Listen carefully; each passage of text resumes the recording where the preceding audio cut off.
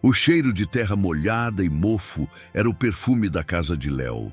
A chuva da noite anterior, forte e impiedosa, tinha deixado suas marcas habituais. Uma goteira teimosa sobre o balde no canto da sala e a sensação de umidade que parecia se agarrar aos ossos. Aos 13 anos, Léo já conhecia o peso do mundo de uma forma que a maioria dos adultos se esforçava para ignorar. Seus ombros, ainda finos e em crescimento, carregavam a responsabilidade de um gigante. A casa, um amontoado de tijolos aparentes e telhas de amianto no coração da comunidade do Morro da Esperança, era composta por 2 cômodos e um banheiro improvisado. Em um deles, dormiam os 3. Sua mãe, Helena, cujo cansaço era tão profundo que se gravava nas linhas ao redor de seus olhos. Sua irmã mais nova, Nina, de 6 anos, cujo sorriso era a única luz que teimava em não se apagar, mesmo com a tosse seca e persistente que a sacudia noite adentro. E ele, Léo. Naquela manhã, o sol pálido de inverno mal conseguia atravessar a janela pequena e empoeirada.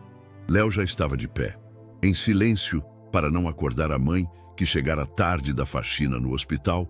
Ele dobrou seu cobertor fino e o colocou sobre o colchão no chão. Seus movimentos eram precisos, econômicos. A pobreza ensina a não desperdiçar nada, nem mesmo um gesto. Ele foi até o fogão de 2 bocas e esquentou o que restava do café, ralo e amargo. Serviu uma caneca para si e deixou a maior parte para a mãe.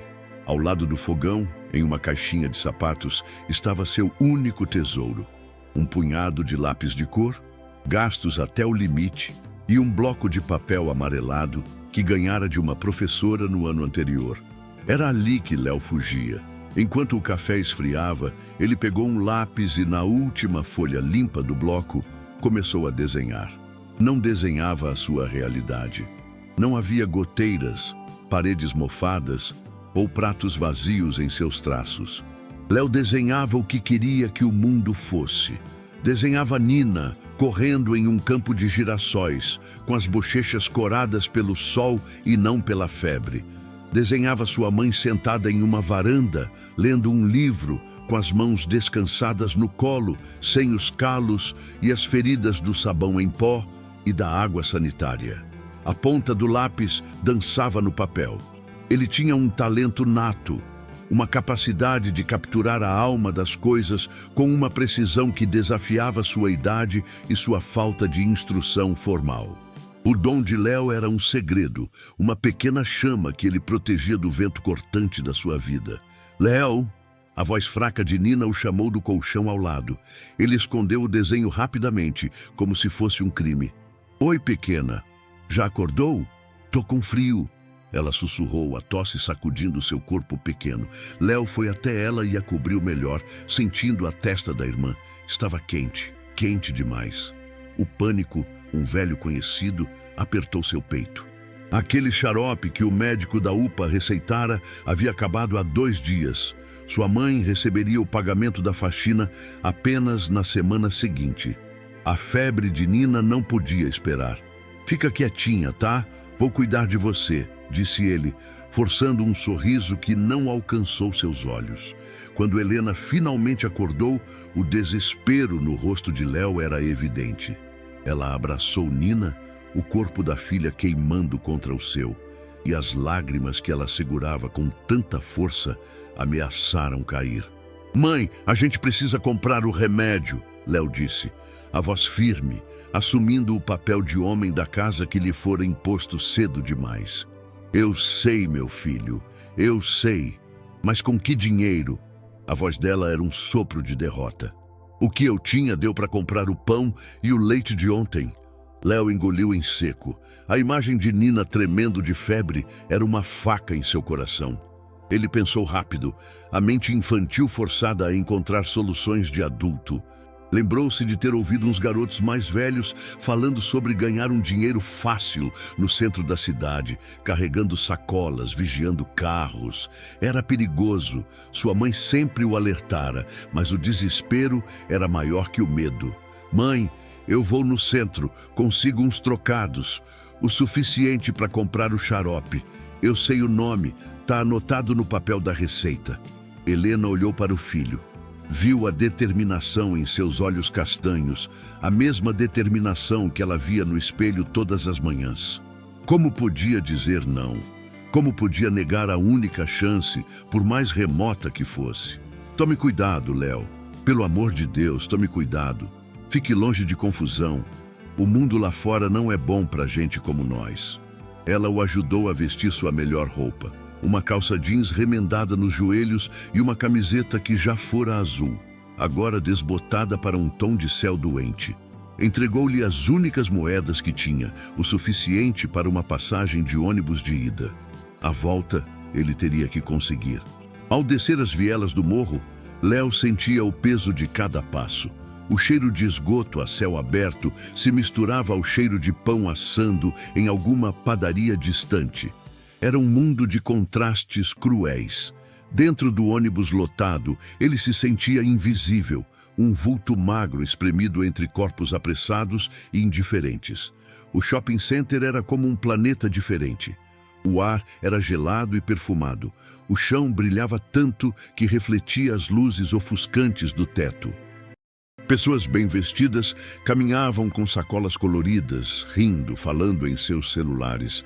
Léo se sentiu sujo, inadequado. Apertou o papel amassado da receita no bolso, o seu único elo com a realidade. Ele tentou abordar algumas pessoas, oferecendo-se para carregar suas compras, mas foi recebido com olhares de desconfiança e negativas secas. Não, obrigado. Sai pra lá, garoto. Cada rejeição era uma pequena pontada em seu orgulho já ferido. O tempo passava, o estômago roncava e a imagem de Nina febril o assombrava. Fracassado e com o coração apertado, ele caminhava sem rumo pelos corredores luxuosos. Foi quando seus olhos foram capturados por uma vitrine. Não era uma loja de brinquedos ou de eletrônicos. Era uma papelaria de luxo, um lugar que vendia coisas que Léo nem sabia que existiam. E lá, em um pedestal de veludo preto, estava ela, uma caneta tinteiro. Era prateada, elegante, com uma pena dourada que parecia brilhar com luz própria. Para Léo, aquilo não era apenas uma caneta, era a materialização de seus sonhos. Era a ferramenta com a qual ele poderia desenhar um futuro diferente para sua família. Ele se aproximou do vidro, o rosto quase colado, os olhos arregalados em admiração. Imaginou a tinta fluindo daquela pena, criando linhas perfeitas, dando vida aos seus girassóis, ao sorriso de sua mãe. Ele estava tão absorto, tão perdido naquele universo de fantasia, que não percebeu a agitação que começou alguns metros atrás dele. Minha carteira sumiu. A voz era estridente, aguda, pertencente a uma mulher loira, de óculos escuros e muitas joias. Ela se chamava Adelaide. Estava aqui na minha bolsa agora mesmo. Fui roubada. O pânico se instaurou. As pessoas pararam. Então, os olhos da mulher varreram o ambiente, procurando um culpado, um alvo fácil para sua fúria e frustração. Seus olhos pousaram em Léo, o menino pobre, com roupas gastas, fascinado por um objeto que ele jamais poderia comprar. A equação em sua mente foi instantânea e cruel. Foi ele! Ela gritou, apontando um dedo com uma unha vermelha e comprida na direção de Léo. Aquele menino! Ele estava me olhando, me rondando. Foi ele! O mundo de Léo desabou. As cabeças se viraram para ele. Os sussurros começaram venenosos. Ele deu um passo para trás, o rosto pálido de choque e medo. Um segurança alto e corpulento, com uma expressão de tédio permanente, materializou-se ao seu lado. O nome em seu crachá dizia Valdir. O que está acontecendo aqui? O segurança perguntou, a voz grave, já se dirigindo a Léo com a presunção da culpa.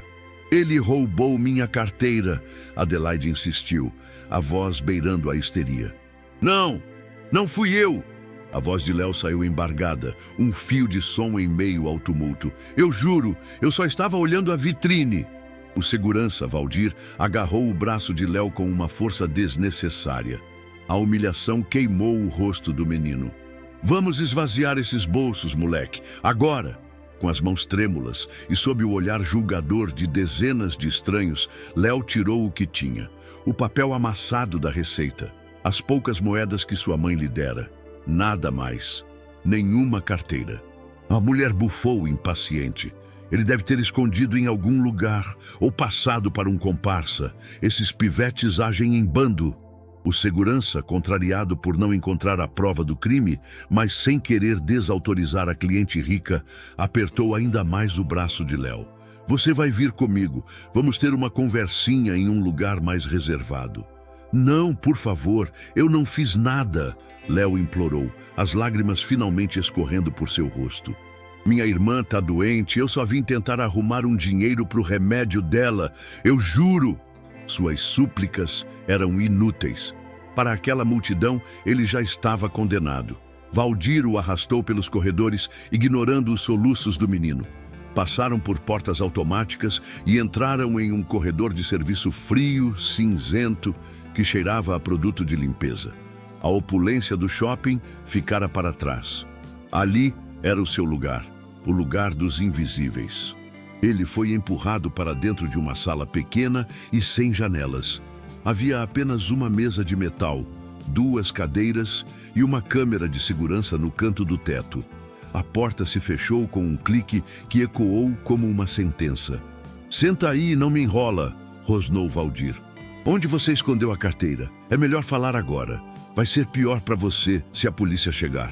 Mas eu não roubei nada, Léo gritou, o desespero transformando-se em uma centelha de raiva.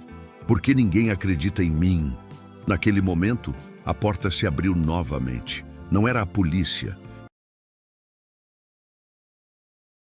Era um homem mais velho, de cabelos grisalhos e impecavelmente vestido com um terno escuro. Seu rosto era sério, seus olhos azuis eram penetrantes e carregavam uma autoridade silenciosa, que fez até mesmo o segurança Valdir se endireitar. Era o Sr. Arthur, o dono do shopping center, um homem cuja presença era tão rara quanto temida por seus funcionários. Ele havia sido notificado da ocorrência e viera pessoalmente verificar. O que está acontecendo aqui, Valdir? Perguntou o Sr. Arthur, a voz calma, mas firme. Sr. Arthur, pegamos esse moleque, acusado de bater a carteira de uma cliente lá na ala sul. Sr. Arthur não olhou para o segurança. Seus olhos se fixaram no menino encolhido na cadeira. Léo, com o rosto manchado de lágrimas e sujeira, levantou a cabeça. Seus olhos grandes e castanhos, repletos de pânico, medo e uma centelha de orgulho ferido, encontraram os olhos azuis do homem poderoso. O Sr. Arthur parou. Sua expressão severa vacilou por uma fração de segundo. Ele inclinou a cabeça, o olhar intenso, como se estivesse tentando decifrar um enigma antigo. Ele não via apenas um pivete, um moleque acusado de roubo. Ele viu o formato daquele rosto, o desenho do queixo, a linha dos olhos, e uma memória distante, quase esquecida, começou a emergir das profundezas de sua mente. O mundo pareceu parar de girar naquela sala fria, enquanto o dono de tudo via, pela primeira vez, o rosto daquele garoto pobre. E algo, em seu semblante, mudou completamente. O ar na sala pequena e fria estava carregado de uma eletricidade silenciosa. O tempo parecia ter congelado. Valdir, o segurança, engoliu em seco, seu ar de valentia se desmanchando sob o olhar gélido do Sr. Arthur. Léo, por sua vez, continuava paralisado na cadeira, o coração martelando contra as costelas. Ele não entendia a mudança súbita na atmosfera, mas sentia que o eixo do seu pequeno e sofrido mundo tinha acabado de se deslocar. Os olhos azuis do Sr. Arthur não se desviaram do rosto do menino. Era um olhar que não analisava, mas que reconhecia. Ele via além das roupas surradas e do semblante assustado. Ele via a curva teimosa do queixo, a forma como os olhos castanhos, mesmo cheios de lágrimas, se recusavam a se desviar. Eram os olhos de Helena. A memória o atingiu não como um raio, mas como a maré que sobe devagar, inundando praias há muito tempo secas. Helena, uma jovem de talento extraordinário e um orgulho feroz, que trabalhara em sua primeira oficina de tecidos há quase 15 anos. Desaparecera de um dia para o outro, sem deixar vestígios. Valdir, disse o senhor. Arthur, a voz calma quebrando o silêncio. Ele ainda olhava para Léo. Qual foi exatamente a acusação? Uma cliente, senhora Adelaide Pimenta, disse que o menino roubou a carteira dela, senhor. Mas nós o revistamos, não encontramos nada. O segurança gaguejava, a arrogância substituída por uma subserviência nervosa. E onde está esta senhora agora? Continuou o senhor Arthur, o tom perigosamente neutro. Ela está lá fora com o gerente da loja, insistindo que chamemos a polícia. Senhor, Arthur finalmente desviou o olhar de Léo e se virou para o segurança. Você não vai chamar ninguém. Você vai pedir ao gerente que acompanhe a senhora Adelaide até a cafeteria. Diga a ela que o café é por minha conta e que eu já irei falar com ela. E peça para a segurança checar as câmeras da loja onde ela estava e das lojas vizinhas. Quero saber cada passo que essa senhora deu nos últimos 20 minutos. Vá, agora. A ordem foi tão definitiva que Valdir quase bateu continência. Ele saiu da sala apressado, deixando Léo a sós, com o homem mais poderoso que ele já vira na vida. O medo de Léo deu lugar a uma confusão profunda. Aquele homem não o tratava como um ladrão. Sr. Arthur puxou a outra cadeira de metal e se sentou de frente para Léo. A proximidade o assustou, mas não havia ameaça no gesto. Qual o seu nome, menino? Léo Leonardo, ele sussurrou. E o que você fazia no meu shopping, Leonardo? A pergunta foi gentil, curiosa. A gentileza inesperada quebrou a última barreira de Léo. As palavras jorraram, tropeçando umas nas outras, impulsionadas pelo desespero acumulado.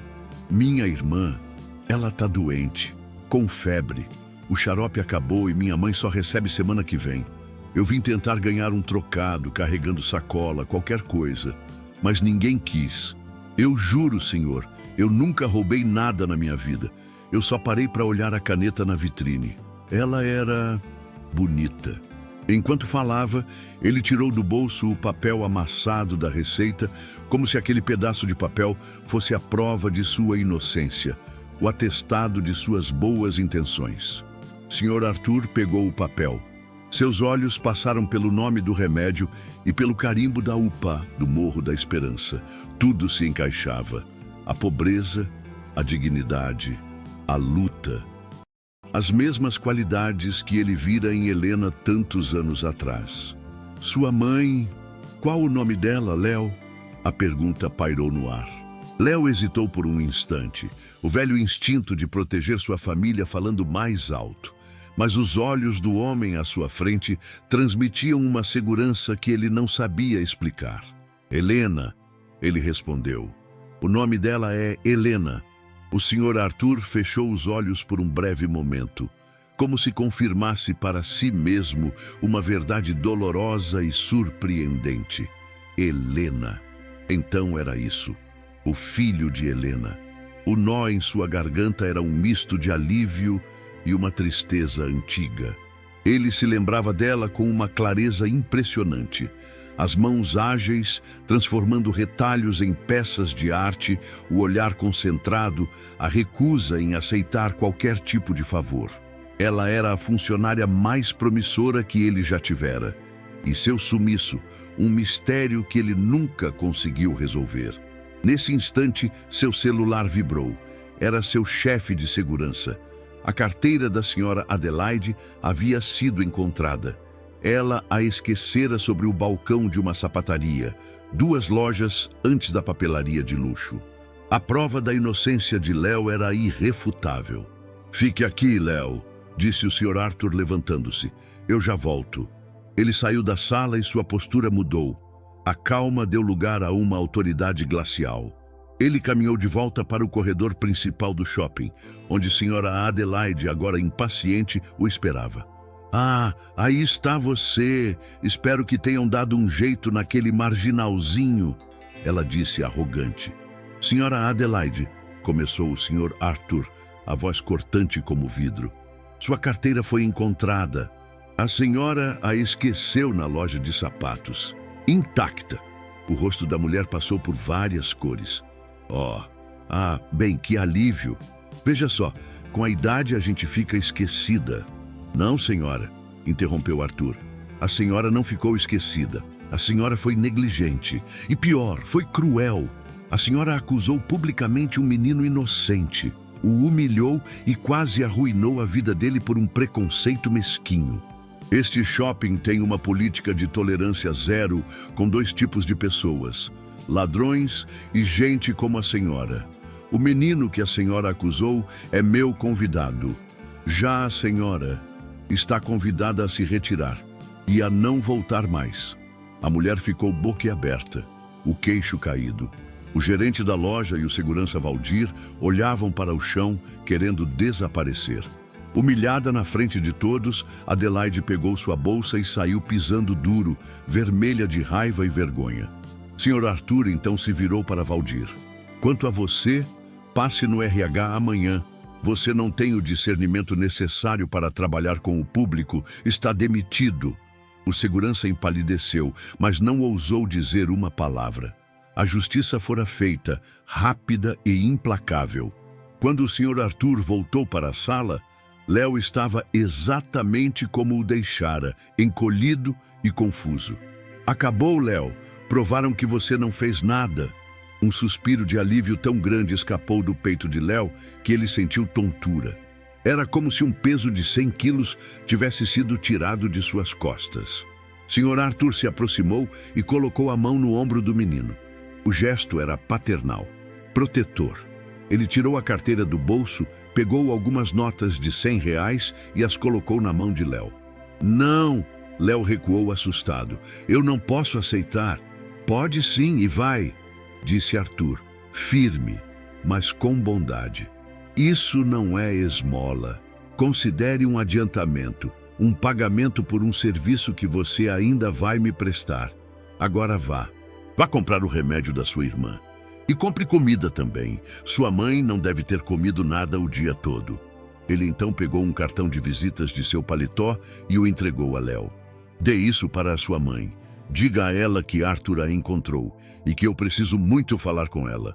Léo olhou para o dinheiro em sua mão e para o cartão de visitas. O nome gravado em relevo dourado dizia: Arthur Monteiro, presidente. Ele não entendia nada, mas sabia que sua vida acabara de mudar de um jeito que ele não podia sequer começar a imaginar. Com o coração aos pulos, ele correu para fora do shopping, direto para a farmácia. Comprou o xarope, um antitérmico e, com o dinheiro que sobrou, entrou no supermercado.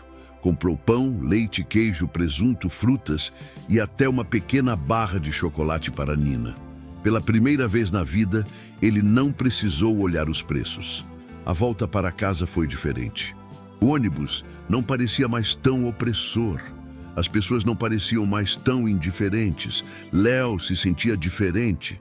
Ele não era mais um invisível. Alguém o tinha visto, alguém o tinha defendido. Quando ele abriu a porta de casa, o cheiro de mofo parecia menos forte. Helena correu em sua direção, os olhos vermelhos de tanto chorar e se preocupar. Meu filho, onde você estava? Eu estava quase morrendo de preocupação. Calma, mãe. Deu tudo certo. Ele mostrou a sacola do remédio e, em seguida, as sacolas de comida. Os olhos de Helena se arregalaram. Léo, de onde veio isso? O que você fez? O medo voltou a assombrar sua voz.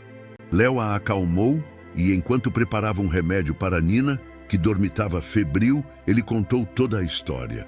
Contou sobre a acusação, o segurança, a sala fria e, então, contou sobre o homem poderoso, o dono do shopping. Enquanto ele falava, a expressão de Helena mudava da apreensão para o choque e do choque para um pavor que Léo nunca tinha visto antes. E ele me deu esse dinheiro, mãe, e disse para te entregar isso. Léo estendeu o cartão de visitas. Helena pegou o pequeno retângulo de papel com as mãos trêmulas. Quando leu o nome Arthur Monteiro, ela empalideceu. O cartão caiu de seus dedos como se queimasse. Ela deu um passo para trás, apoiando-se na parede para não cair. Não pode ser, ela sussurrou, o rosto desprovido de toda cor. Depois de todos esses anos, ele me achou. Mãe, o que foi? Quem é ele? Léo perguntou, assustado com a reação dela. A senhora conhece ele? Helena não respondeu. Seus olhos estavam perdidos em um ponto distante, revivendo fantasmas que Léo nem sabia que existiam. A alegria da comida na mesa, do remédio para a filha, foi subitamente substituída por uma tensão densa e assustadora. Léo salvara o dia, mas, sem saber, havia derrubado a porta de um passado que sua mãe passara mais de uma década construindo, tijolo por tijolo, para manter trancado. Naquela noite, Nina dormiu tranquila, a febre finalmente cedendo. Mas Léo não conseguiu pregar os olhos. De seu colchão no chão, ele ouvia os soluços baixos e abafados de sua mãe, vindos do outro lado do cômodo. Ele havia vencido a injustiça do mundo lá fora, apenas para descobrir que havia uma luta ainda maior, um segredo doloroso, morando dentro de sua própria casa. A luta estava longe de terminar. Ela apenas havia mudado de forma. A manhã seguinte nasceu cinzenta e pesada, um reflexo perfeito da atmosfera dentro da pequena casa no Morro da Esperança. A comida comprada com o dinheiro de Arthur Monteiro, que deveria ter trazido um raro momento de fartura e alegria, jazia sobre a mesa como um elefante na sala. Helena mal tocara no café. Seus olhos, que Léo tanto amava desenhar, estavam fundos, assombrados por fantasmas que ele não conseguia nomear. O silêncio entre eles era denso, uma muralha que Léo não sabia como transpor. Mãe, ele começou, a voz baixa. Quem é aquele homem? Helena estremeceu, como se o simples som da pergunta a ferisse. Ela se levantou e começou a lavar a pouca louça na pia, de costas para ele. Não é ninguém, Leonardo. É só um homem rico que sentiu pena de você. Esqueça isso. Nós vamos devolver o dinheiro assim que eu receber meu pagamento. Mas ele te conhecia. Ele disse seu nome e me deu o cartão. Pediu para a senhora procurar por ele. Léo insistiu, levantando-se também. Ele não era mais apenas uma criança assustada. O confronto no shopping o havia mudado, despertado nele uma urgência, uma necessidade de entender as forças que governavam sua vida. Ele não parecia um homem mau, ele me defendeu. Você não entende, a voz dela era um sussurro tenso. Pessoas como ele, o mundo deles é perigoso. Nós estamos bem aqui, seguros. Seguros? Léo retrucou, a frustração transbordando. Nina passou a noite queimando em febre porque não tínhamos dinheiro para o xarope. A senhora trabalha até desmaiar de cansaço por uma miséria. Que segurança é essa, mãe? Fugir não é segurança. As palavras dele, duras e verdadeiras, atingiram Helena como um soco. Ela parou, as mãos mergulhadas na água com sabão, os ombros tremendo. Antes que ela pudesse responder, um som incomum chamou a atenção dos dois. Um som que não pertencia às ruelas de terra batida e esgoto do morro. O som suave de um motor de carro de luxo parando bem em frente ao seu barraco. Vizinhos curiosos começaram a sair de suas casas. As crianças pararam de jogar bola. O silêncio se espalhou pela viela. Um carro preto, brilhante e imponente, contrastava absurdamente com a pobreza ao redor. Dele, desceu um homem de uniforme, um motorista, que olhou para os números precários nas portas e caminhou com passos firmes até a casa de Léo. Ele bateu levemente na porta já entreaberta. Com licença, procuro por Dona Helena. Helena Santos. Helena se virou, o rosto uma máscara de pânico. Léo ficou paralisado ao seu lado. O mundo que sua mãe tanto temia não estava mais distante. Estava ali, na sua porta. Sou eu, Helena respondeu, a voz falhando. O motorista, um homem de feições gentis, ofereceu um sorriso polido. Bom dia, senhora. Meu nome é Jorge. O senhor Arthur Monteiro me enviou. Ele gostaria muito de convidá-la, junto com seu filho Leonardo, para uma conversa em seu escritório.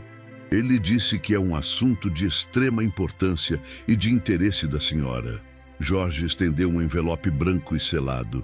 Ele me pediu para esperar e, caso a senhora aceite o convite, levá-los com segurança.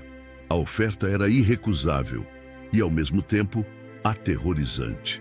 Era um convite educado com o peso de uma intimação. A comunidade inteira agora testemunhava. Não havia como fingir que aquilo não estava acontecendo. Com as mãos trêmulas, Helena pegou o envelope. Dentro, um papel timbrado com o mesmo logo do cartão de visitas continha uma única frase escrita à mão. Helena, por favor, precisamos conversar, pelo bem do futuro e em nome do passado. Arthur.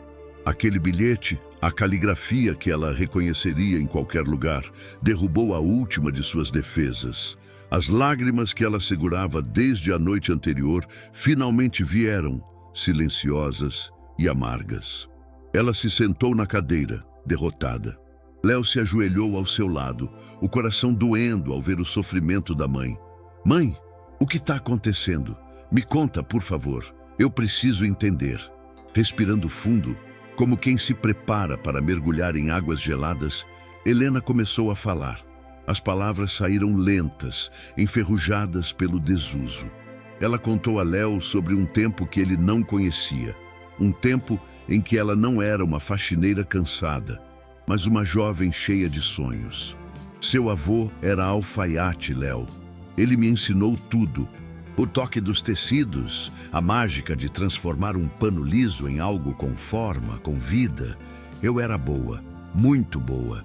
Havia um brilho fugaz de orgulho em seus olhos. Quando cheguei na cidade, consegui um emprego na primeira oficina do Sr. Arthur. Não era um império como hoje, era um galpão cheio de máquinas de costura e sonhos. Ele viu meu trabalho, ele me deu uma chance, ele se tornou um mentor. Dizia que eu tinha um dom, que minhas criações eram arte. Léo ouvia, fascinado. Sua mãe, uma artista. Como ele, o pedaço que faltava em sua própria história começava a se encaixar. Mas havia outra pessoa lá, continuou Helena, a voz escurecendo. Um rapaz chamado Ricardo. Ele também era talentoso, ambicioso, mas era invejoso. Ele não suportava a atenção que o Sr. Arthur me dava. Ele começou a me sabotar, escondia meus desenhos, manchava tecidos, pequenas maldades que foram crescendo. Ela fez uma pausa, engolindo em seco. Um dia houve um grande concurso de design. O prêmio era uma bolsa de estudos em Milão, na Itália. Era a chance da minha vida. Eu trabalhei dia e noite em uma coleção. Na véspera da apresentação, meu ateliê foi arrombado. Todos os meus croquis, todas as peças, tudo foi destruído, queimado. Eu não tinha como provar, mas eu sabia que tinha sido o Ricardo. Léo sentiu uma onda de raiva impotente. Eu fui até o Sr. Arthur, disse Helena, a voz embargada pela lembrança da dor. Eu estava desesperada, chorando. Contei tudo e ele não acreditou em mim. Ricardo era articulado, convincente. Ele fez parecer que eu estava inventando tudo, que eu era instável. O Sr. Arthur ficou no meio dos dois, pediu calma, disse que ia investigar, mas eu vi a dúvida nos olhos dele. Aquele olhar foi a pior traição. O homem que me chamava de gênio duvidou da minha palavra. Ela olhou para sua barriga como se visse o passado ali. Eu já estava grávida de você, Léo. Ninguém sabia. Naquele dia, eu senti tanto medo. Medo do Ricardo. Medo de um mundo onde meu talento não valia nada sem a proteção de um homem poderoso. Senti que aquele lugar não era seguro para criar meu filho. Naquela noite, peguei minhas poucas coisas e fui embora. Desapareci. Abandonei meu sonho para que você pudesse nascer em paz. Longe de tudo aquilo, o quebra-cabeça estava montado. A fuga, o medo, o desejo de ser invisível, tudo fazia sentido. Léo abraçou a mãe com força, o coração transbordando de uma mistura de tristeza pela vida que ela perdeu e um amor ainda mais profundo por seu sacrifício. A gente tem que ir, mãe, disse Léo, a voz firme, secando as lágrimas dela com as costas da mão. Helena o olhou surpresa. Ir? Léo, você não entendeu? Aquele homem, Ricardo, ele deve ser alguém importante na empresa hoje. Voltar para lá é perigoso. Não, disse Léo. E pela primeira vez, sua voz tinha o timbre da autoridade silenciosa que ele vira em Arthur Monteiro. Ficar aqui é perigoso. Continuar fugindo é o que nos deixa fracos. Aquele homem, o Sr. Arthur, ele me procurou. Ele te procurou. Talvez ele tenha percebido o erro que cometeu. Talvez essa seja a chance não de fugir, mas de consertar. Pela senhora, por mim, pela Nina. A gente não pode mais viver com medo do passado. Helena olhou para o filho. Não via mais um menino, mas um homem forjado na adversidade, com uma sabedoria que não pertencia à sua idade. A coragem dele era contagiante. O medo que a paralisara por 13 anos começou a ceder espaço a uma centelha de sua antiga chama. A chama da designer talentosa, da mulher orgulhosa que não se curvava. Ela se levantou, alisou o vestido simples e olhou para o motorista que esperava pacientemente do lado de fora. Jorge, ela chamou, a voz surpreendentemente firme. Diga ao senhor, Arthur, que estamos a caminho. O ponto de virada havia chegado. Não era apenas uma oportunidade de emprego ou dinheiro. Era a chance de redenção, de confronto, de reescrever o final de uma história interrompida pela injustiça. Ao entrarem no carro, o luxo do couro e do ar-condicionado os envolveu, um contraste gritante com tudo o que conheciam. Pela janela, Léo viu as vielas do Morro da Esperança ficarem para trás. Ele segurou a mão de sua mãe. Estava gelada, mas firme. Os dois, juntos, estavam deixando o casulo do medo para trás, rumo a um encontro com o passado que definiria, de uma vez por todas, o seu futuro.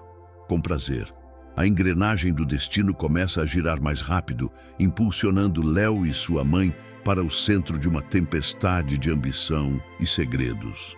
A ascensão se inicia, mas as sombras já se projetam no caminho. A sede do Grupo Monteiro não era apenas um prédio, era uma declaração de poder. Uma torre de vidro e aço que perfurava o céu de São Paulo, refletindo as nuvens e os sonhos inalcançáveis de quem passava pela calçada. Para Léo e Helena, sair do carro de luxo e parar diante daquele colosso foi como pousar em outro planeta. O ar parecia mais rarefeito, o som da cidade era abafado por uma aura de seriedade corporativa. O interior era ainda mais intimidante. Um lobby monumental com piso de mármore que espelhava seus rostos ansiosos. Um pé direito tão alto que poderia abrigar a casa deles várias vezes. E um silêncio que só era quebrado pelo clique suave de sapatos caros e o zumbido quase inaudível dos elevadores. Helena instintivamente apertou a mão de Léo, o medo que ela tentava domar voltando a se manifestar. Léo, por outro lado, sentia uma mistura de pavor e fascínio. Seus olhos de artista absorviam cada detalhe. A escultura abstrata no centro do salão, o jogo de luz e sombra nas paredes, as linhas retas e impessoais da arquitetura. Um assistente os cumprimentou pelo nome e os guiou até um elevador privativo. A subida foi silenciosa e vertiginosa. Quando as portas se abriram no último andar, eles estavam no santuário de Arthur Monteiro. O escritório era vasto, com uma parede inteira de vidro, oferecendo uma vista panorâmica da cidade. A decoração era sofisticada, mas não ostensiva. Havia livros de arte sobre a mesa de centro e nas paredes, quadros que Léo reconheceu de seus livros escolares velhos. Eram pinturas originais. Arthur estava de pé, perto da janela, de costas para eles. Ele se virou devagar e seu rosto não continha a expressão de um executivo poderoso, mas a de um homem carregando o peso de uma velha dívida. Helena, ele disse, a voz suave. Obrigado por vir. Helena apenas assentiu, incapaz de falar. Por favor, sentem-se. Ele indicou um sofá de couro macio.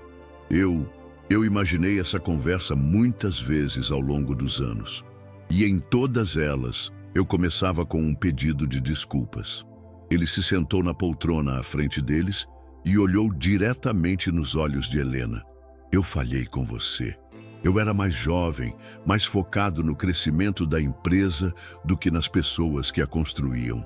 Ricardo era brilhante, manipulador, e eu deixei que a ambição dele ofuscasse a minha intuição. Quando você veio até mim, destruída, e eu hesitei, aquele foi o maior erro da minha carreira e talvez da minha vida. Eu duvidei da pessoa mais talentosa e honesta que eu já havia conhecido. Eu sinto muito, Helena, mais do que as palavras podem expressar. A sinceridade em sua voz era inegável. Aquele pedido de perdão, vindo do homem que ela um dia admirou e depois desprezou, quebrou uma barragem de dor que Helena carregava há 13 anos. Uma lágrima solitária escorreu por seu rosto. Eu te procurei depois, continuou Arthur, quando a verdade sobre Ricardo começou a mostrar suas garras, quando percebi a natureza dele. Mas você tinha sumido. Ninguém sabia do seu paradeiro. Parecia que você tinha sido engolida pela terra. Enquanto os dois adultos desenterravam o passado, Léo, sentado ao lado da mãe, pegou um bloco de notas e um lápis que estavam sobre a mesa de centro. Para acalmar seus nervos, ele começou a fazer o que sempre fazia: desenhar. Sem pensar, seus dedos traçaram a cena à sua frente. O perfil de sua mãe, com a lágrima no rosto, e a figura imponente, mas arrependida, do Sr. Arthur. Eu não quero caridade, Arthur, disse Helena, a voz finalmente encontrando sua força.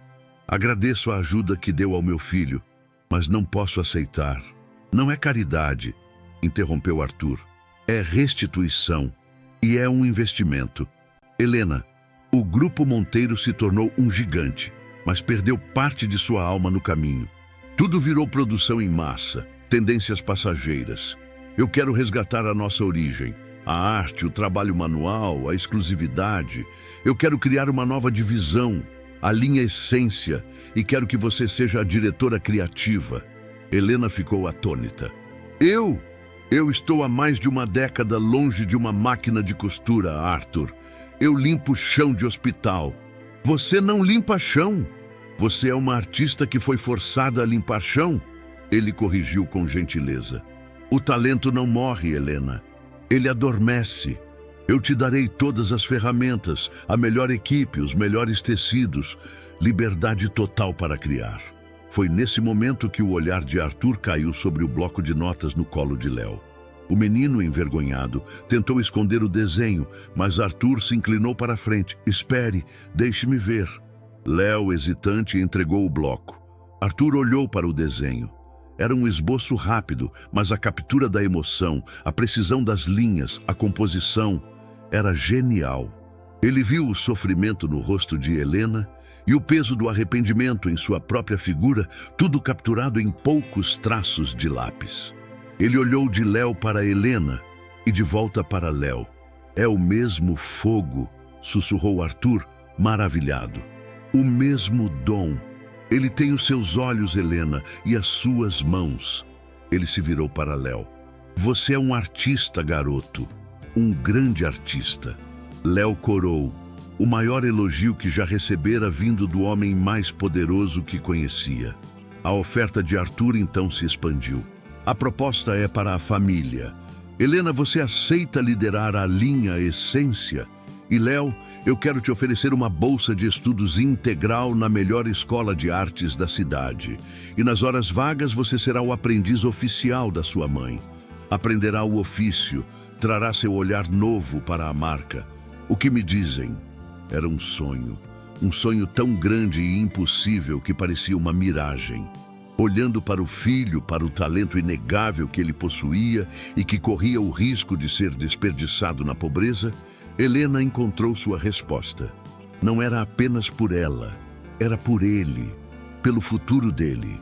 Nós aceitamos, ela disse, a voz firme, selando o pacto que mudaria suas vidas. A esperança, pela primeira vez em muito tempo, parecia real, palpável. Eles saíram do escritório de Arthur, sentindo-se flutuar. Um apartamento funcional já estava sendo providenciado para eles. Nina teria acesso aos melhores médicos, Léo, as melhores aulas de arte. Parecia o fim da luta, mas era apenas o começo de uma nova batalha. Ao saírem do elevador de volta ao lobby monumental, uma figura alta e elegante, vestindo um terno italiano caríssimo, se aproximou. Ele exalava um ar de poder e impaciência. Seus cabelos eram grisalhos nas têmporas. O rosto era marcado por uma ambição fria. Ele parou ao ver o trio. Seus olhos se fixaram em Helena, e um choque visível atravessou seu semblante, rapidamente substituído por uma máscara de frieza calculista. Era Ricardo, agora o diretor de operações do Grupo Monteiro, o segundo homem mais poderoso da empresa. Helena, ele disse, a voz um veludo traiçoeiro. Helena Santos, eu não posso acreditar. Quanto tempo! O mundo realmente dá muitas voltas, não é mesmo? Helena sentiu um calafrio percorrer sua espinha. O mesmo homem que destruíra seus sonhos estava ali, mais poderoso do que nunca. Ricardo, ela respondeu, a voz tensa. O olhar de Ricardo passou por Léo, depois para o assistente de Arthur que os acompanhava. Ele somou 2 mais 2. Então os rumores eram verdadeiros. O velho Arthur e suas redescobertas. Seja bem-vinda de volta ao ninho. O sorriso dele não alcançou os olhos. Era o sorriso de uma serpente. Espero que sua estadia seja produtiva. Com um último olhar cortante, ele se afastou, deixando um rastro de veneno no ar. A alegria e a esperança que Helena e Léo sentiam foram manchadas por aquela presença. A sombra do inimigo era longa e assustadora. Mais tarde, em seu próprio escritório, tão luxuoso quanto o de Arthur, Ricardo andava de um lado para o outro, furioso. A volta de Helena era um desastre, uma ponta solta de um passado que ele enterrara a 7 chaves. A posição dele, o poder, a reputação, tudo fora construído sobre a ruína dela. Se Arthur desse a ela poder e voz, ela poderia descobrir outras fraudes, outros desvios que ele cometera ao longo dos anos para fortalecer seu império dentro da empresa. Ela era uma ameaça existencial. Ele pegou o telefone e discou para um de seus gerentes de confiança.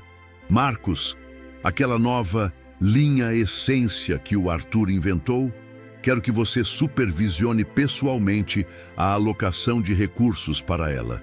A equipe, o ateliê, os materiais. Entenda uma coisa, eles não podem ter nada do bom e do melhor. Quero que eles recebam os piores tecidos do estoque, a equipe mais problemática e o ateliê mais isolado do prédio. Quero que a vida de Helena Santos aqui dentro seja um inferno. Quero que ela deseje nunca ter voltado e faça tudo parecer burocracia padrão. Naquela mesma noite, Léo, Helena e Nina entraram em seu novo apartamento. Era simples, mas limpo e seguro. Tinha 3 quartos, água quente no chuveiro e uma cozinha onde a geladeira não estava vazia. Nina, encantada, correu de um cômodo para o outro, rindo. Mas Léo, parado na janela de seu novo quarto, olhava para as luzes da cidade com uma expressão séria. Em suas mãos, ele não segurava um lápis, mas o cartão de visitas de Ricardo, que o assistente de Arthur lhe dera junto com outros contatos importantes da empresa. Ele não sentia alegria, mas uma determinação fria. A guerra não havia acabado. Ela apenas havia mudado de campo de batalha. O inimigo agora tinha um rosto, e Léo sabia que precisaria de muito mais do que seu talento para vencê-lo. A euforia da nova vida durou pouco, evaporando como a bruma da manhã sob o sol impiedoso da realidade. O apartamento seguro e a geladeira cheia eram bálsamos para a alma, mas o campo de batalha para o qual Helena e Léo haviam sido convocados se revelou traiçoeiro desde o primeiro dia. O ateliê destinado à linha essência era a materialização do desprezo de Ricardo. Localizado no subsolo, ao lado do arquivo morto e de um depósito de materiais de limpeza, o lugar era pequeno, com pouca ventilação e uma iluminação amarelada e deprimente. A equipe designada era um grupo de párias. Uma costureira mais velha e amarga, prestes a se aposentar. Um jovem ajudante que passava mais tempo no celular do que trabalhando. E uma assistente de design, Clara, cujo olhar cínico revelava um talento frustrado, há muito tempo sufocado pela burocracia da empresa. Quando as primeiras remessas de tecido chegaram, a humilhação foi completa. Eram rolos de poliéster áspero, algodão de baixa qualidade e sedas sintéticas, com o brilho barato do plástico. Eram as sobras, os materiais que nenhuma outra linha de prestígio ousaria tocar. Isso é uma piada, disse a costureira mais velha, rindo sem humor. Querem que a gente faça alta costura com pano de chão. Helena sentiu o chão se abrir sob seus pés. Era a mesma tática de sabotagem de antigamente, mas agora em escala corporativa.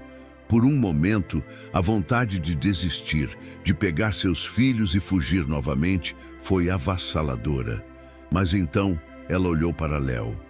Ele estava quieto, os olhos faiscando de raiva, mas também de uma determinação que espelhava a dela. Ela não podia fraquejar, não na frente dele. Enquanto isso, Léo começava sua vida dupla. Pelas manhãs, ele adentrava os portões da Escola de Belas Artes, um mundo à parte. Seus colegas eram jovens ricos que discutiam as últimas exposições em Paris, com a mesma naturalidade com que ele discutia o preço do pão. Seu talento bruto o destacava, mas sua origem o isolava. Ele era o bolsista, o garoto do morro, um rótulo sussurrado nos corredores. Cada elogio de um professor era seguido por olhares de desdém de um colega. À tarde, ele trocava a atmosfera snob da escola pelo ar viciado do ateliê no subsolo. Ele via a luta nos olhos de sua mãe e sentia a injustiça queimar em seu peito. Aquela raiva, aquela frustração, ele a canalizava para o papel. Seus desenhos se tornaram mais ousados, mais expressivos. Ele não desenhava mais apenas o belo. Ele desenhava a luta, a raiva, a esperança teimosa. Foi essa teimosia que começou a operar a mágica. Helena, vendo a pilha de tecidos inúteis, lembrou-se de técnicas que seu avô alfaiate usava. Técnicas de tingimento natural com cascas de cebola e borra de café, de texturização com vapor e amarras, de bordados que transformavam a pobreza do material em uma tela para a riqueza do trabalho manual. Se eles nos dão lixo, nós vamos transformar em ouro, ela declarou para sua pequena e cética equipe. Ela começou a trabalhar, as mãos se movendo com uma memória e uma habilidade que os anos de faxina não conseguiram apagar. O poliéster áspero, tingido em um degradê sutil, ganhou a aparência de uma seda rústica. O algodão fino, bordado com os traços nervosos dos desenhos de Léo, transformou-se em uma obra de arte têxtil. Léo era seu parceiro criativo. Ele não apenas desenhava, ele trazia ideias que desafiavam a lógica. E se a gente usar a costura pelo avesso, mãe? Para mostrar a estrutura, a luta da peça para existir? E se a gente rasgar a barra, mas arrematar com um fio de ouro, como uma cicatriz valiosa? Aos poucos, a atmosfera no ateliê mudou. Clara, a assistente cínica, começou a observar, fascinada. Ela via a genialidade de Helena e a visão pura de Léo. Um dia, ela se aproximou, pegou um dos croquis de Léo e, com poucos traços, sugeriu uma modificação na modelagem que tornava a peça ainda mais impactante. Um sorriso genuíno, o primeiro em muito tempo, surgiu em seu rosto. Ela se tornara a primeira aliada deles. A velha costureira, vendo a paixão de Helena, começou a resmungar menos e a costurar com mais esmero. O milagre estava acontecendo, mas os milagres no subsolo não passam despercebidos nos andares de cima. Os relatórios sobre o progresso da linha Essência, embora filtrados pela burocracia de Ricardo, chegaram aos ouvidos certos. Pequenos rumores sobre o ateliê do porão, que estava fazendo coisas incríveis, começaram a circular. Ricardo, em sua sala panorâmica, sentiu a primeira pontada de pânico real. Sua sabotagem não estava funcionando. Pior, estava criando uma narrativa de superação que poderia, eventualmente, chegar a Arthur. Ele precisava de mais informações. Precisava ver o que eles estavam fazendo. Usando de chantagem velada, ele forçou o jovem ajudante viciado em celular a tirar fotos dos croques e das peças em andamento. Quando Ricardo recebeu as imagens em seu tablet, seu sangue gelou. Não era bom, era revolucionário. A combinação da técnica clássica de Helena com a arte visceral de Léo era algo que ele nunca vira. Era autêntico, poderoso e, acima de tudo, perigoso. Era uma ameaça direta à sua própria linha principal, baseada em cópias seguras de tendências europeias. Ele precisava agir, e rápido, destruí-los de uma vez por todas. A oportunidade perfeita surgiu algumas semanas depois. Arthur Monteiro, em uma reunião geral, anunciou com grande entusiasmo o Preview Monteiro, um evento anual ultra exclusivo onde as principais linhas da empresa apresentavam suas coleções para um grupo seleto dos maiores compradores e editores de moda do mundo. Era o evento que definia o sucesso ou o fracasso de uma coleção para o ano seguinte. E este ano, disse Arthur, com um olhar na direção de Helena, eu gostaria de abrir um pequeno espaço para a nossa nova linha Essência. Quero que o mundo veja de onde viemos. A esperança explodiu no peito de Léo e Helena. Era a chance deles, a chance de mostrar seu trabalho, de validar sua luta. Eles mergulharam no trabalho com uma energia febril. Decidiram focar em uma única peça-chave, um vestido que seria a síntese de sua visão. Helena usou todas as suas habilidades para criar uma modelagem que era ao mesmo tempo fluida e estruturada. Léo criou para o tecido uma estampa baseada em um de seus desenhos mais melancólicos e belos. O perfil de Nina, cercado não por girassóis, mas por galhos secos que, ao olhar de perto, brotavam pequenas e delicadas folhas. Era a representação da vida que insiste em meio à adversidade. Clara e a costureira trabalharam dia e noite movidas por uma nova fé. Na véspera do prazo para a inscrição no evento, o vestido estava pronto. Era uma obra-prima, uma peça que respirava a história deles, a dor, a beleza e a resiliência. Foi então que o golpe de Ricardo veio, frio, preciso e devastador. No dia seguinte, a lista oficial das apresentações foi divulgada. A linha Essência não estava nela. Helena, o coração na boca, foi até o departamento de eventos. A resposta foi uma desculpa burocrática e vazia. Houve cortes de última hora. A programação estava muito apertada. Uma decisão da diretoria de operações. Uma decisão de Ricardo. A decepção foi como um soco no estômago. Todo o trabalho, toda a esperança, para nada. Arrasados, Helena e Léo voltavam para o ateliê no subsolo, o silêncio entre eles pesado como chumbo. Ao passarem pelo corredor do andar principal de design, a porta de um dos estúdios de alta segurança se abriu por um instante. E nesse breve momento Léo viu. Em um manequim, sob as luzes brilhantes do estúdio principal de Ricardo, estava uma versão do vestido deles. Mas era uma cópia grotesca, vulgar. A estampa fora digitalizada e impressa em um cetim barato, perdendo toda a sutileza do traço de Léo. A modelagem fora simplificada, os detalhes artesanais substituídos por zíperes e costuras industriais. Era a alma de seu trabalho, roubada e lobotomizada para o consumo em massa. Léo parou, petrificado. Ele agarrou o braço da mãe. Mãe, olha! Helena olhou, o ar lhe faltou. O sangue fugiu de seu rosto. Não era apenas sabotagem, não era apenas exclusão, era plágio, era roubo. Ricardo não apenas fechara a porta na cara deles, ele arrombara a casa, roubara a joia mais preciosa da família e agora a exibia na vitrine como se fosse sua. Eles não haviam sido apenas derrotados, haviam sido apagados. Naquele corredor frio e luxuoso, diante da carcaça de seu sonho roubado, Léo e Helena entenderam a verdadeira natureza da guerra em que estavam. E a pergunta que pairava no ar era esmagadora. Como se luta contra um fantasma que roubou sua identidade? O silêncio no corredor, após a porta do estúdio de Ricardo se fechar, era mais ensurdecedor do que qualquer grito. A imagem daquele vestido, a carcaça profanada de seu sonho, estava gravada a ferro e fogo na mente de Helena e Léo. A volta para o pequeno apartamento foi uma procissão fúnebre.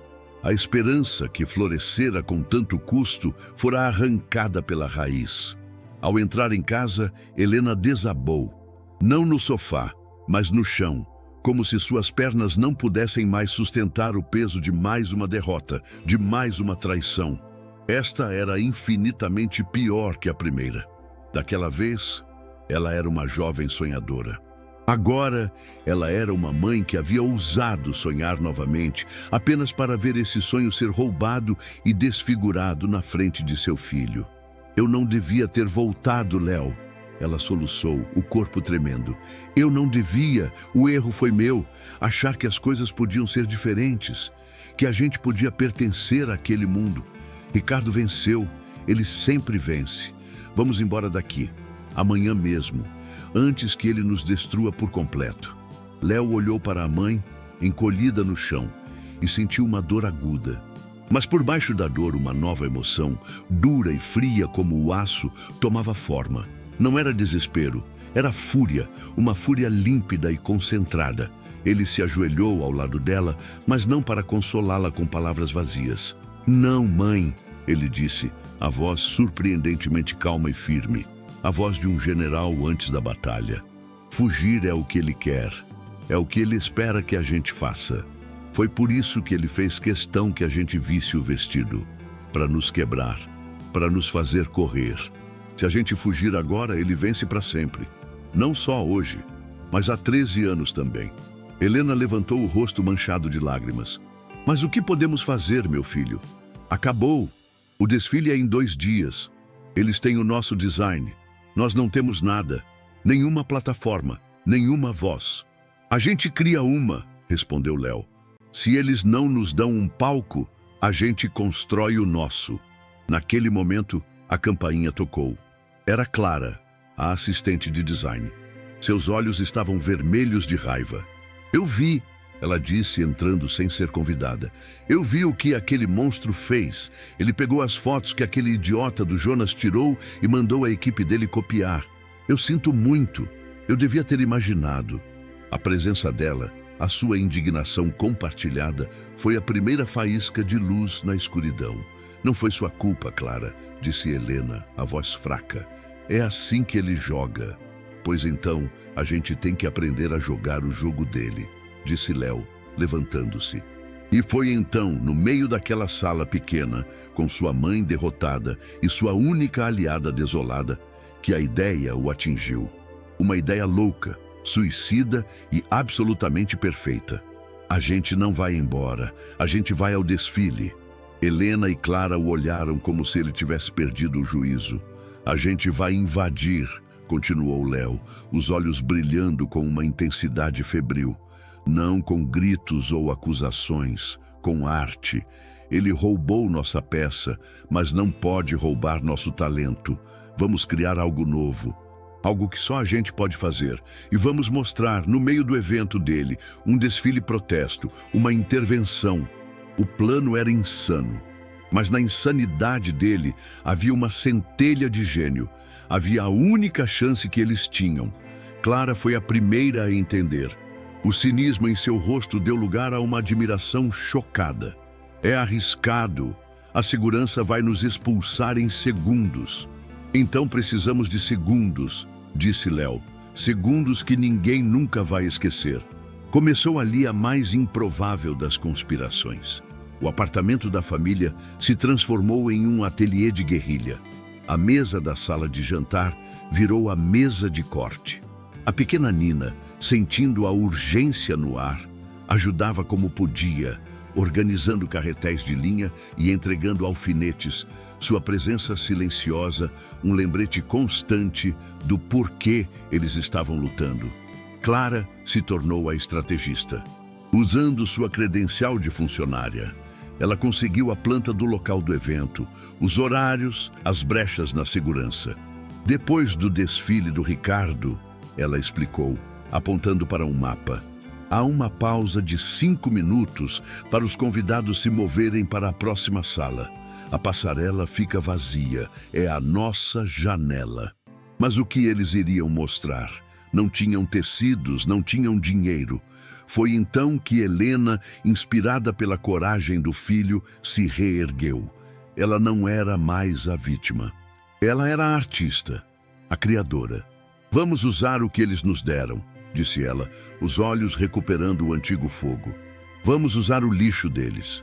Com a ajuda de Clara, elas contrabandearam para fora do ateliê os retalhos dos tecidos ruins, as sobras, os pedaços que iriam para o descarte.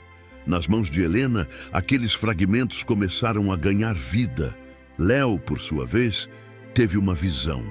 Lembrou-se de uma aula na escola de artes sobre kintsugi, a arte japonesa, de reparar cerâmica quebrada com laca misturada com pó de ouro, celebrando as rachaduras como parte da história do objeto. É isso, mãe, ele disse, desenhando freneticamente. Nossa história, eles nos quebraram, mas nós vamos nos remendar com ouro. Eles trabalharam sem parar. Helena costurava os retalhos disformes, criando um mosaico de texturas e cores inesperadas. Léo, com um pequeno pote de tinta dourada que comprara com o resto de seu dinheiro, pintava as linhas das costuras, transformando as emendas em veios de ouro puro. Clara, com sua habilidade de modelagem, ajudava a dar forma à peça sobre um manequim improvisado. A tensão era quase insuportável. Cada barulho no corredor do prédio os fazia pular, com medo de serem descobertos. Discutiam, choravam de exaustão, mas depois se abraçavam e voltavam ao trabalho, unidos por aquele propósito desesperado. Sr. Arthur ligou uma vez para Helena, lamentando os cortes de orçamento que a tiraram do desfile. Ela agradeceu a ligação, o coração pesado pela mentira, sabendo que estavam sozinhos naquela luta. Na manhã do evento, a peça estava pronta. Não era um vestido, era uma armadura, uma túnica assimétrica, feita de fragmentos que parecia ao mesmo tempo antiga e futurista. As cicatrizes douradas brilhavam sob a luz da lâmpada da sala, contando uma história de dor, orgulho e renascimento. Era mais poderosa, mais autêntica e mais bela do que qualquer coisa que Ricardo pudesse roubar. Quem vai vestir? Perguntou Clara, a voz baixa de admiração. Léo olhou para sua mãe. A senhora, ninguém mais pode contar essa história. Helena recuou. Eu? Léo, eu não posso. Pode. E vai, ele insistiu, com a mesma gentileza firme que Arthur usara com ele. A senhora não vai mais se esconder. A senhora é a linha essência, é a sua arte, é a sua vida. Ele não vai mais apagar a senhora. Naquela noite, nos bastidores do Preview Monteiro, o ar era elétrico. Modelos, produtores, jornalistas, todos corriam. Escondidos em um corredor de serviço abafado, Helena, Léo e Clara esperavam. Helena já estava vestida com sua criação. Ela estava aterrorizada, as mãos geladas, mas havia uma nova luz em seus olhos. A luz de quem não tem mais nada a perder. Eles podiam ouvir a música eletrônica pulsante do desfile de Ricardo. Podiam ouvir as ondas de aplausos para as cópias sem alma de seu trabalho. A cada aplauso, uma pontada de dor, mas também uma dose de determinação. A música parou. Os aplausos finais ecoaram, estrondosos. Era o fim do desfile de Ricardo. A janela de 5 minutos deles estava prestes a se abrir. Clara espiou por uma fresta. Estão começando a sair, a passarela vai ficar vazia em 30 segundos. Léo segurou a mão da mãe. Estava tremendo. Ele apertou-a com firmeza. Lembra o que a senhora disse? Que a gente ia transformar o lixo deles em ouro. Chegou a hora de mostrar. Ele olhou fundo nos olhos dela. O menino que se tornara homem, o filho que se tornara o guardião da alma de sua mãe. Pronta, mãe? Helena respirou fundo, o peito estufado com o ar de todos os seus medos e todos os seus sonhos. Ela olhou para o filho, para a sua obra-prima em seu corpo e assentiu. Não era mais a vítima, era a guerreira, e estava prestes a entrar na arena. A música do desfile de Ricardo cessou, mas os aplausos ecoavam como um trovão distante, um som que para Helena e Léo era o da própria injustiça. Naquele limbo de 5 minutos, entre a glória de um ladrão e o próximo espetáculo, o mundo pareceu prender a respiração. Agora! Sussurrou Clara, empurrando uma fresta da porta de serviço. Helena deu o primeiro passo para fora do corredor escuro. A luz ambiente do salão, agora que as luzes principais da passarela estavam apagadas, a envolveu em uma penumbra dramática. Por um instante, o medo a paralisou. Ela era uma faxineira, uma costureira do subsolo, prestes a invadir o palco mais exclusivo da moda nacional. Mas então ela sentiu o tecido de sua criação em sua pele, as cicatrizes douradas que contavam sua história, e endireitou os ombros.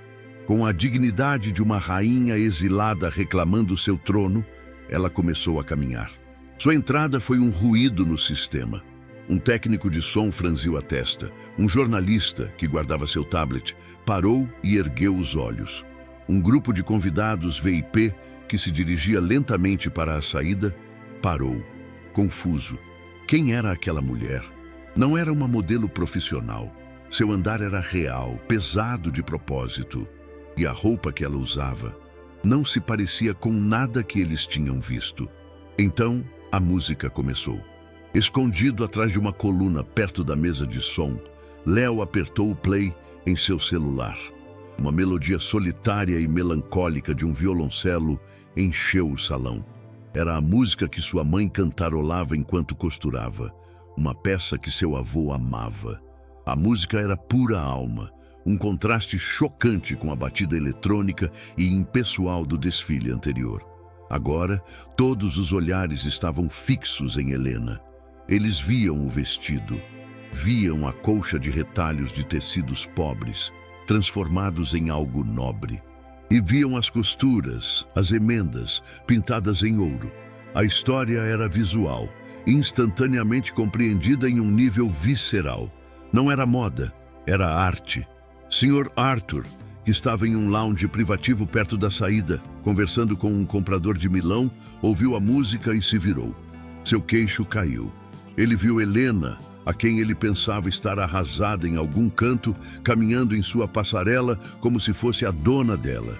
E ele viu a peça que ela vestia, e seu coração de conhecedor de arte deu um salto. Ele viu o conceito, a coragem, a genialidade e entendeu que havia sido enganado. Nos bastidores, Ricardo recebia os cumprimentos de sua equipe. Um sucesso, chefe. Eles amaram. Foi quando um assistente de produção correu até ele pálido. Senhor Ricardo, tem uma mulher na passarela. Ninguém sabe quem é. A presunção de Ricardo se transformou em fúria. Ele marchou para a boca de cena e viu Helena. O sangue subiu ao seu rosto. A audácia dela, a insolência. Tirem essa mulher daqui! Ele rosnou para os seguranças. Agora, expulsem-na! 2 homens corpulentos começaram a se mover em direção ao palco. A intervenção estava prestes a terminar em humilhação. Mas então, Léo agiu. Ele saiu de seu esconderijo, calmo, determinado. Em uma mão, ele segurava seu inseparável bloco de desenho. Na outra, como uma bandeira de guerra, ele segurava a versão barata e roubada do vestido, que Clara conseguira pegar do acervo de Ricardo. Ignorando os seguranças, ele subiu os degraus laterais do palco e pegou o microfone do pódio que fora usado para as boas-vindas. O violoncelo parou. O silêncio era absoluto. Todos os celulares no salão se viraram para ele. Boa noite. A voz do menino de 13 anos soou clara e firme, sem um pingo de hesitação. O que vocês estão vendo não é uma interrupção. É a verdadeira apresentação da linha essência. Ele apontou para a mãe, que parara no centro da passarela, uma figura de força e beleza trágica. E esta é a sua criadora, Helena Santos. Há 13 anos, o sonho dela foi destruído nesta mesma empresa. Hoje, tentaram fazer o mesmo. Ele fez uma pausa, deixando as palavras ecoarem. Esta peça que ela veste se chama Kintsugi. É uma arte japonesa sobre encontrar beleza nas coisas quebradas. Ela conta a nossa história. A história de que é possível remendar o que foi partido e transformar cicatrizes em ouro. Ela foi feita com os restos, com os tecidos que foram jogados no lixo para nos sabotar. Um murmúrio chocado percorreu a plateia. As palavras sabotagem e restos eletrificaram o ar. Léo então ergueu a cópia barata de Ricardo. O tecido sintético pareceu ainda mais medíocre sob a luz. E isto, disse ele, a voz agora com uma nota de desprezo gelado, é o que vocês aplaudiram há 10 minutos. Isto é o que acontece quando uma ideia é roubada e não compreendida, uma cópia sem alma, um plágio. O caos irrompeu. Flashes de câmeras disparavam de todos os lados. Jornalistas gritavam perguntas. Para provar seu ponto, Léo abriu seu bloco de desenho na página que continha o esboço original, o desenho do perfil de Nina e o ergueu. A imagem foi capturada por dezenas de lentes. A prova era pública, inegável e devastadora. Ricardo, no canto do palco, estava lívido. Sua carreira passava diante de seus olhos em um borrão de pânico. Isso é um absurdo! Mentiras! Tirem esse moleque daqui! Ele gritou, mas sua voz estava estrangulada pelo medo. Foi quando Arthur Monteiro, o rosto uma máscara de fúria controlada, subiu ao palco. Ele caminhou lentamente, cada passo um prego no caixão de Ricardo. Ele pegou o microfone da mão de Léo, mas seu olhar estava fixo em seu diretor de operações. A voz de Arthur, amplificada pelo sistema de som, era um trovão baixo e letal. O Preview Monteiro teve, de fato, sua única e verdadeira apresentação esta noite. Ele colocou uma mão protetora no ombro de Helena. A linha Essência, criada por Helena Santos e pelo gênio de seu filho, Leonardo Santos. A plateia irrompeu em aplausos, desta vez genuínos, retumbantes. Quanto ao senhor Ricardo Vargas, continuou Arthur, a voz caindo para um sussurro mortal que todos ouviram. Ele terá que se explicar. Não para mim. Para o nosso conselho de ética e para os nossos advogados, a tolerância deste grupo com ladrões continua sendo zero.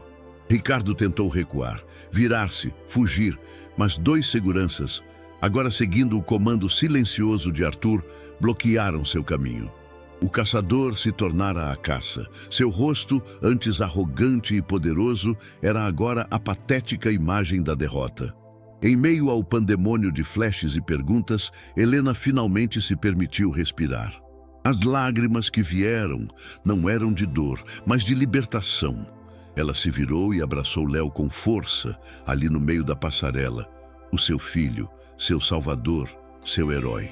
Ele, com o bloco de desenho ainda erguido, a abraçou de volta, finalmente se permitindo sentir o peso do que tinham acabado de fazer. Arthur Monteiro os envolveu com os braços, protegendo-os da multidão que se aproximava.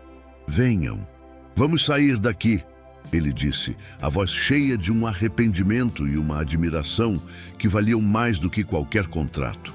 Enquanto ele os guiava para fora do palco, a última imagem que Léo viu foi a de Ricardo sendo discretamente escoltado para uma porta lateral. Não mais como um executivo, mas como um criminoso. A guerra não tinha sido apenas vencida. A verdade havia sido proclamada e a justiça, ainda que tardia, finalmente começara a ser servida. Os dias que se seguiram ao Preview Monteiro foram um borrão surreal. O apartamento, antes um refúgio, tornou-se o olho de um furacão midiático. A história do desfile da verdade estampava todos os portais de notícias, programas de televisão e blogs de moda. Helena e Léo eram os rostos de uma revolução improvável. Viam suas imagens na tela. Helena, majestosa em sua armadura de retalhos. Léo, o jovem Davi com um bloco de desenho em vez de uma funda. E mal podiam acreditar que eram eles. A fama repentina era desconcertante, mas sob ela havia uma sensação de leveza. O segredo que os acorrentara por tanto tempo não existia mais. Certa tarde, Sr. Arthur bateu à porta. Ele não veio como o presidente do Grupo Monteiro, mas como um velho amigo.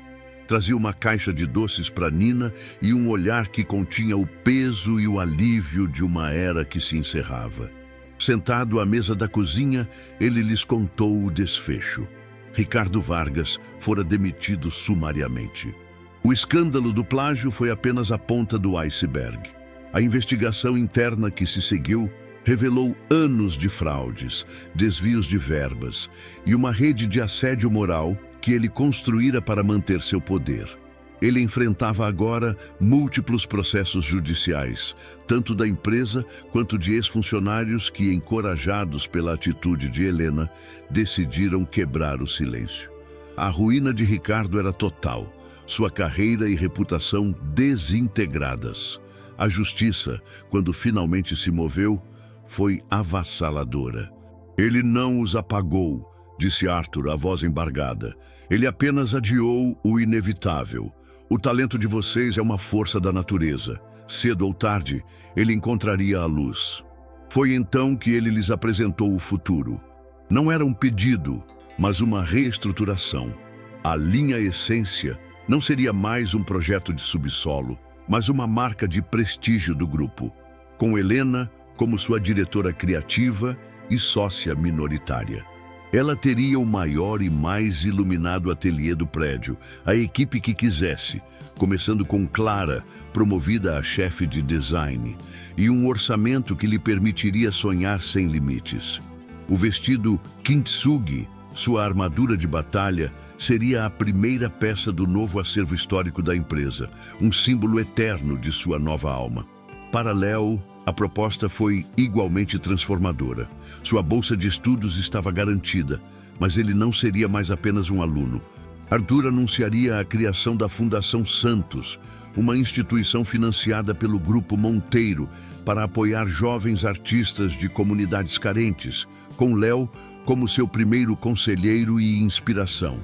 Além disso, ele teria seu próprio estúdio privado na empresa, um espaço para desenvolver sua arte, livre das demandas comerciais. Sua visão, Leonardo, disse Arthur, é o bem mais valioso que esta empresa tem. Não podemos nos dar ao luxo de aprisioná-la. Mas a verdadeira vitória, o verdadeiro prêmio, veio algumas semanas depois na sala de espera de um consultório médico. Após uma bateria de exames, um médico de renome, custeado pelo novo plano de saúde da empresa, deu a notícia. Com o tratamento adequado e contínuo, a condição de Nina era perfeitamente controlável. Ela poderia ter uma vida normal, feliz e saudável. Naquele momento, ao ver a filha sorrir, sem a sombra da febre em seu rosto, Helena e Léo souberam que cada lágrima, cada noite sem dormir, cada segundo de medo havia valido a pena. Um ano depois, o ar do salão estava carregado de antecipação.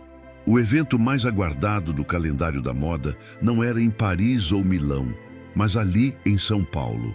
O lançamento da primeira coleção oficial da Essência por Helena Santos. Na primeira fila, sentavam-se os editores, os compradores e as celebridades que um ano antes mal saberiam de sua existência. Quando a primeira modelo entrou na passarela, um suspiro coletivo encheu o salão. As peças eram espetaculares. Eram a evolução de tudo o que o vestido Kintsugi prometera. Cada roupa contava uma história, misturando tecidos luxuosos com técnicas artesanais, cortes modernos com bordados que pareciam ter alma.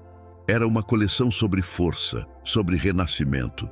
Era a história de Helena, transformada em alta costura. No final, Helena caminhou pela passarela sob uma ovação estrondosa. Ela não era mais a mulher assustada e curvada. Era alta, confiante, o rosto iluminado por um sorriso sereno. Ela puxou pela mão uma Clara radiante e um Léo orgulhoso que tentava se esconder atrás de seu caderno de desenho. Os três, os conspiradores do subsolo, curvaram-se juntos diante do mundo que haviam conquistado. A cena final da nossa história, no entanto, não acontece sob os holofotes.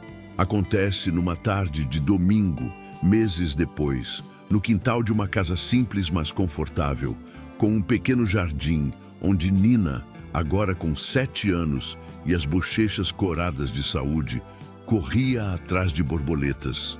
Helena estava sentada em uma cadeira de vime, lendo um livro, os pés descalços na grama, o rosto em paz. Léo estava sentado sob a sombra de uma pequena jabuticabeira, desenhando. Ele não desenhava mais campos de girassóis distantes como uma fuga, mas a beleza que estava bem ali, à sua frente. Ele terminou o desenho e o levou para a mãe. Não era um croquis de moda, era um retrato. Um retrato dos três, ali no jardim. Nina rindo, Helena com o olhar tranquilo e ele mesmo, o lápis na mão, olhando para elas com um amor infinito. Não havia mais goteiras, nem paredes mofadas, nem sombras de medo no fundo. Havia apenas sol, grama e a segurança inabalável do amor familiar. Helena pegou o desenho, os olhos marejados de uma felicidade calma e profunda. Ela o abraçou forte, beijando o topo de sua cabeça. "É o seu melhor trabalho, meu filho", ela sussurrou. E era verdade, porque naquela folha de papel estava a prova de que a luta mais dura os levara ao prêmio mais valioso.